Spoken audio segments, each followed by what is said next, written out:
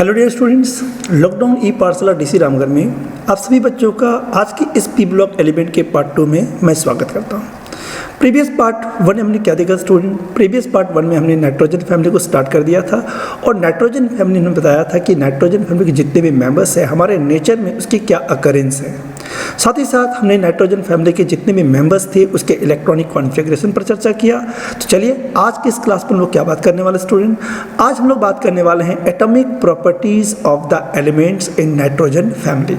आज हम बात करेंगे कि नाइट्रोजन फैमिली में जितने भी एटॉमिक प्रॉपर्टीज है उसका वेरिएशन किस तरह से हमें देखने को मिलता है।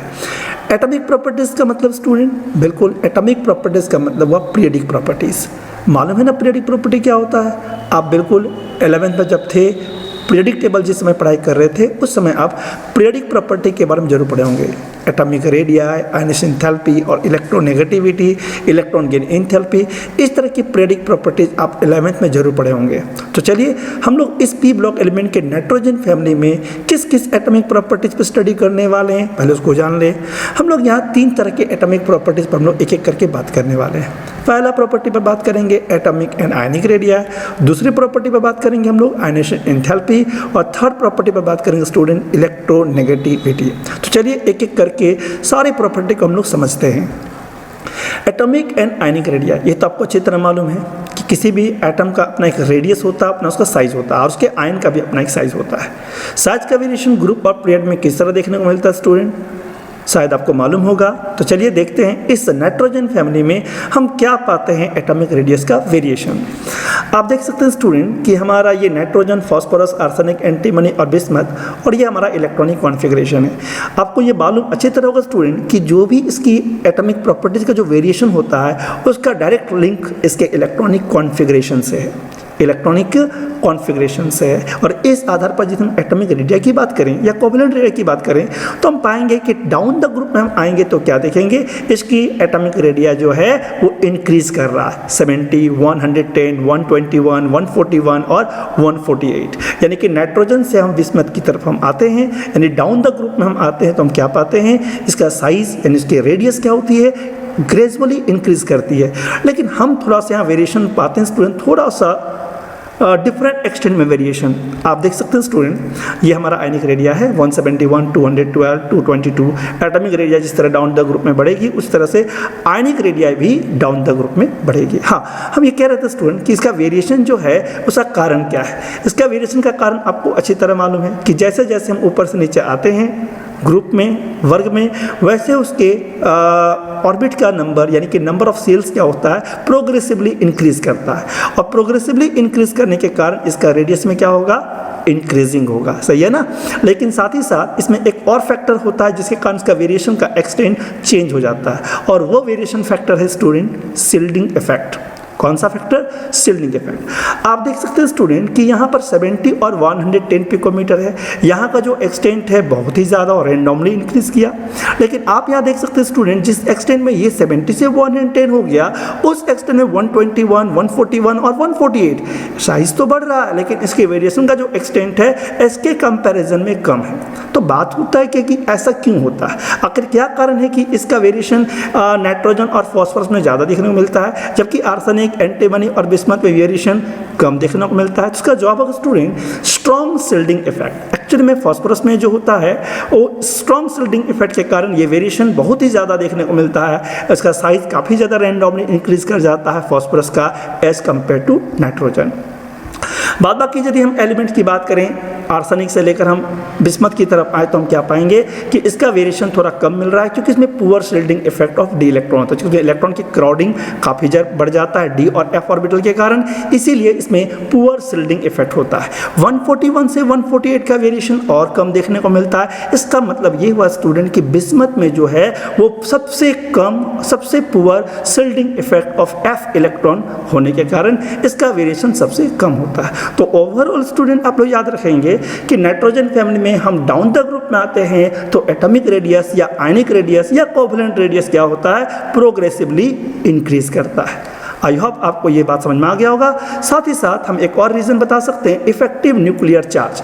डाउन द ग्रुप में आने से इसके न्यूक्लियर चार्ज में भी क्या होती है, बढ़ोतरी होती है, और इस कारण से भी इसका साइज जो है इंक्रीज करता है। तो चलिए नेक्स्ट पीरियडिक प्रॉपर्टी की बात करें।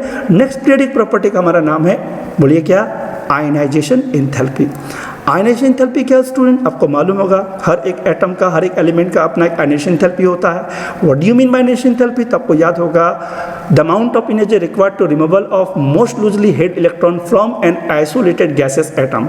ये डेफिनेशन आप जरूर 11th में पढ़े होंगे। यानी कोई भी आइसोलेटेड गैसेस एटम में उसके आउटरमोस्ट सेल से, यानी कि लूजली इलेक्ट्रॉन को रिमूव करने में जो एनर्जी की उसकी रिक्वायरमेंट होती है, वो एनर्जी रिक्वायर्ड एनर्जी कहलाता है आयनाइजेशन एंथैल्पी। यदि मैं नाइट्रोजन फैमिली की आयनाइजेशन एंथैल्पी देखूं तो हम पाएंगे क्या कि डाउन द ग्रुप में आएंगे तो आयनाइजेशन एंथैल्पी की वैल्यू क्या होगी, प्रोग्रेसिवली डिक्रीज करेगी। यानी सबसे ज़्यादा आयनाइजेशन एंथैल्पी यहाँ पर किसका होता है, हमारा सबसे ज़्यादा नाइट्रोजन का, और सबसे कम होता है बिस्मथ का। क्यों ऐसा होता है स्टूडेंट? यदि हम नाइट्रोजन फैमिली का आयनाइजेशन एंथैल्पी क्यों होता है अभी हम थोड़ी देर में बात करेंगे, लेकिन उससे पहले हम एक बात और करने जा रहे हैं कि इस ग्रुप 15 एलिमेंट की जो आयनाइजेशन एंथैल्पी हम देख रहे हैं ग्रुप 14 के कंपैरिजन में ज़्यादा है। देख सकते हैं कार्बन का 1086 जबकि इसका है 1402, सिलिकॉन का है 786 जबकि इसका है 1012। क्या देख रहे हैं स्टूडेंट, हम ये देख रहे हैं कि group 15 element show higher values of ionization enthalpy as compare to group 14 elements. सही है ना। अब सवाल उठता है ऐसा क्यों होता है। बिल्कुल आपको मालूम होगा स्टूडेंट, क्योंकि आयनाइजेशन एंथैल्पी साइज पर डिपेंड करता है, यानी कि जितनी एटम की साइज छोटी होगी उसकी आयनाइजेशन एंथैल्पी उतनी ही बड़ी होगी। बोले क्यों? क्योंकि साइज जितनी छोटी होगी उसके आउटरमोस्ट सेल उसके न्यूक्लियस की ज़्यादा करीब होगा, और वो न्यूक्लियस आउटरमोस्ट सेल के इलेक्ट्रॉन को ज़्यादा अपनी ओर स्ट्रांगली अट्रैक्ट करेगा, और उस स्ट्रांगली अट्रैक्ट के कारण उस इलेक्ट्रॉन को रिमूव करना उतना ही मुश्किल होगा। तो एटॉमिक साइज जितनी छोटी होगी उसकी आयनाइजेशन एंथैल्पी की वैल्यू उतनी ही ज़्यादा होगी। सही है ना। तो हम ये कह रहे थे कि ग्रुप 15 एलिमेंट का जो आयनाइजेशन एंथैल्पी जो वैल्यू होती है वो हायर होती है as compare to group 14 element के कंपैरिजन में। ठीक है, चलिए हम और आगे बात करते हैं। जैसे जैसे एटॉमिक रेडियस घटेगी वैसे वैसे आयनाइजेशन एंथैल्पी की वैल्यू क्या होगी, बढ़ेगी। एक और फैक्टर है जो आयनाइजेशन एंथैल्पी को प्रभावित करता है, और वो फैक्टर है इलेक्ट्रॉनिक कॉन्फ़िगरेशन, हाफ फील्ड और फुल फील्ड। यदि मैं नाइट्रोजन फैमिली का इलेक्ट्रॉनिक कॉन्फ़िगरेशन देखूं तो ये होता है NH2 NP3, जबकि कार्बन फैमिली का यानी कि ग्रुप 14 एलिमेंट का इलेक्ट्रॉनिक कॉन्फ़िगरेशन हमें NH2 NP2 देखने को मिलता है। आप ये बताइए कौन हाफ फील्ड में है? बिल्कुल नाइट्रोजन फैमिली के मेंबर्स का इलेक्ट्रॉनिक कॉन्फ़िगरेशन हाफ फील्ड में है, जबकि कार्बन फैमिली का इलेक्ट्रॉनिक कॉन्फ़िगरेशन हाफ फील्ड में नहीं है। तो जब हाफ फील्ड इलेक्ट्रॉनिक कॉन्फ़िगरेशन होगा स्टूडेंट तो बताइए क्या होगा, वो stable half field electronic configuration कहलाएगा, और जो स्टेबल इलेक्ट्रॉनिक कॉन्फ़िगरेशन होगा उसकी स्टेबिलिटी ज़्यादा होने के कारण उसके आउटरमोस्ट सेल के इलेक्ट्रॉन को रिमूव करना उतना ही ज़्यादा मुश्किल होगा। इसीलिए नाइट्रोजन फैमिली की आयनाइजेशन एंथैल्पी हम कह सकते हैं 14 ग्रुप के कंपैरिजन में ज़्यादा होती है। ओके, तो स्टूडेंट देखिए हमने देखा ये कि एटॉमिक रेडियस जैसे जैसे क्या होता है बोलिए डिक्रीज करती है, वैसे वैसे आयनाइजेशन एंथैल्पी इंक्रीज करती है, और जैसे जैसे एटॉमिक रेडियस इंक्रीज करेगी वैसे वैसे आयनाइजेशन एंथैल्पी की वैल्यू भी डिक्रीज करेगा। सही है ना। चलिए, तो gradual increase in the atomic size, तो reduce force of attraction between the valence electron and nucleus, यानी जितना बड़ा साइज होगा, एटम का साइज जितना ज़्यादा होगा, उस आउटरमोस्ट सेल का उस न्यूक्लियस की ओर अट्रैक्शन फोर्स यानी फोर्स ऑफ अट्रैक्शन जो है वो क्या होगा, रेड्यूस होगा, क्योंकि वो उसकी डिस्टेंस बढ़ेगी, और जब डिस्टेंस बढ़ेगी तो ये इलेक्ट्रॉन न्यूक्लियस की ओर कम अट्रैक्ट करेगा, और जब ये इलेक्ट्रॉन न्यूक्लियस पे कम अट्रैक्ट करेगा तो इस इलेक्ट्रॉन रिमूव करने में एनर्जी की रिक्वायरमेंट कम होगी। इसी कारण से हम डाउन द ग्रुप में जब आते हैं तो एटॉमिक रेडियस तो बढ़ती है मगर आयनाइजेशन एंथैल्पी की वैल्यू क्या होता है स्टूडेंट, घटती है। ओके, चलिए अब हम एक लास्ट पीरियडिक प्रॉपर्टी की बात करने जा रहे हैं, एटॉमिक प्रॉपर्टी की बात करने जा रहे हैं, और वो प्रॉपर्टी है इलेक्ट्रॉन नेगेटिविटी।